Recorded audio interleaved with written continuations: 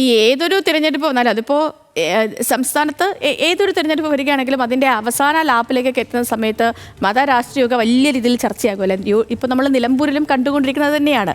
ജമാഅത്തെ ഇസ്ലാമിയുടെ പിന്തുണയാണ് ഇപ്പോഴത്തെ വലിയ ചർച്ചാ വിഷയം. ജമാഅത്തെ ഇസ്ലാമി UDF പിന്തുണ പ്രഖ്യാപിച്ചതും PDP CPM പിന്തുണ പ്രഖ്യാപിച്ചതുമാണ് ഇപ്പോഴത്തെ വലിയ ചർച്ചാ വിഷയം. ഈ UDF ജമാഅത്തെ ഇസ്ലാമിയുടെ പിന്തുണയിൽ വളരെ കരുതലോടെയുള്ള പ്രതികരണമാണ് PV അൻവറിന്റെ ഭാഗത്തു നിന്ന് ഉണ്ടാകുന്നത്. പിന്തുണയെക്കുറിച്ച് ഇപ്പോൾ ചർച്ചയ്ക്കില്ല.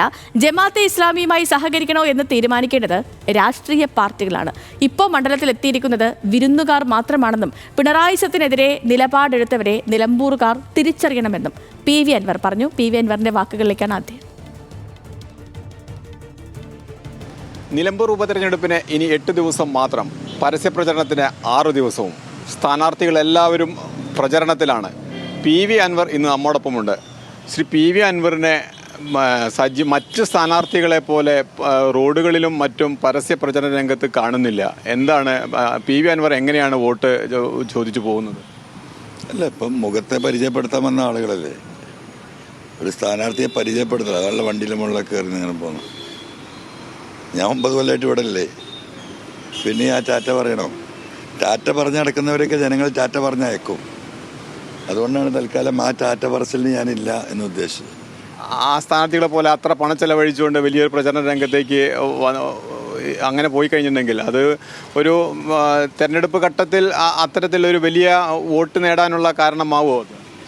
അങ്ങനെ പറ്റിക്കപ്പെട്ട ഒരുപാട് ജനം കേരളത്തിലുണ്ട്. ആ പറ്റിക്കലിന് നിലമ്പൂരിലെ ജനങ്ങൾ വിധേയമാകില്ല. ഇവിടെ നടക്കുന്ന തെരഞ്ഞെടുപ്പ് എന്ന് പറയുന്നത് ഇവിടെയുള്ള മനുഷ്യരുടെ നിലനിൽപ്പിന് വേണ്ടിയിട്ടുള്ള പോരാട്ടമാണ്. മറ്റൊന്ന്, ഈ തെരഞ്ഞെടുപ്പിൽ വേറെ ചർച്ചയാവുന്ന ജമാഅത്തെ ഇസ്ലാമിയും UDF പിന്തുണ നൽകുന്നു എന്നുള്ളതാണ്. നേരത്തെ VD സതീശൻ ഉൾപ്പെടെയുള്ള UDF നേതാക്കൾ പലരും ഏറ്റവും കൂടുതൽ വിമർശിച്ചിരുന്ന ഒരു വിഭാഗം തന്നെയാണ് ജമാഅത്തെ ഇസ്ലാമി. അതിനെ ആ പിന്തുണ സ്വീകരിക്കുമ്പോൾ അത് UDF നേട്ടമുണ്ടാക്കുമെന്ന് കരുതുന്നുണ്ട്. ഈ തെരഞ്ഞെടുപ്പ് എന്നെ സംബന്ധിച്ച് ഞാൻ ആദ്യം പറഞ്ഞതാണ്, ഇത് ജനങ്ങളും പിണറായിസും തമ്മിലുള്ള ഏറ്റുമുട്ടലാണ്. ഇവിടെ ജനകീയ പ്രശ്നങ്ങൾ, ജനങ്ങളുടെ അടിസ്ഥാന നിലനിൽപ്പിൻ്റെ പ്രശ്നങ്ങളാണ് ഇവിടെ ചർച്ച ചെയ്യുന്നത്. ആ പ്രശ്നങ്ങൾക്കപ്പുറം ഈ തെരഞ്ഞെടുപ്പ് കഴിയുന്നവരെ ഒരു രാഷ്ട്രീയ ചർച്ചയ്ക്ക് ഞാനില്ല. അതൊക്കെ രാഷ്ട്രീയ പാർട്ടികൾ അവരുടെ സൗകര്യത്തിനനുസരിച്ച് അവർ തീരുമാനം എടുക്കാതിരിക്കുകയോ ചെയ്യുന്നവരുടെ പ്രശ്നം. എൻ്റെ പ്രശ്നം ഈ മലയോര കർഷകർ ഇന്ന് അനുഭവിക്കുന്ന ഈ വിഷയം തന്നെയാണ്. മലപ്പുറം ജില്ലയിലെ ജനങ്ങൾ അനുഭവിക്കുന്ന വിഷയം തന്നെയാണ്.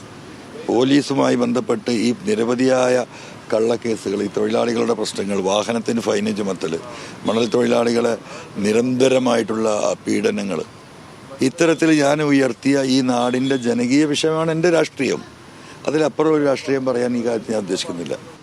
തീർച്ചയായും അത് തന്നെയാണ്. കൊമ്പനോട് ഏറ്റുമുട്ടാൻ തന്നെയാണ് PV അൻവർ ഉദ്ദേശിക്കുന്നത്. ആ പ്രവർത്തനം തന്നെയാണ് ഇപ്പോഴും തുടരുന്നത്. അത് വിജയ പ്രതീക്ഷയിൽ തന്നെയാണ് ഇപ്പോഴും PV അൻവർ.